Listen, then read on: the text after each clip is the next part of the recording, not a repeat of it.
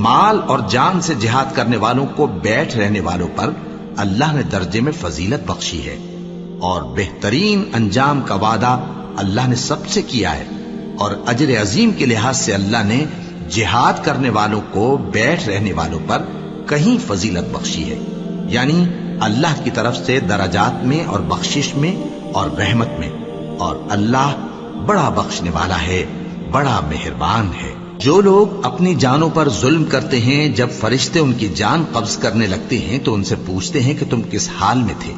وہ کہتے ہیں کہ ہم ملک میں عاجز و ناتواں تھے۔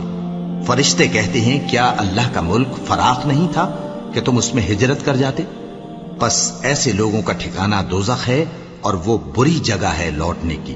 ہاں، جو مرد اور عورتیں اور بچے بے بس ہیں کہ نہ تو کوئی تدبیر کر سکتے ہیں اور نہ رستہ ہی جانتے ہیں، تو قریب ہے کہ اللہ ایسوں کو معاف کر دے، اور اللہ بڑا معاف کرنے والا ہے، بڑا بخشنے والا ہے۔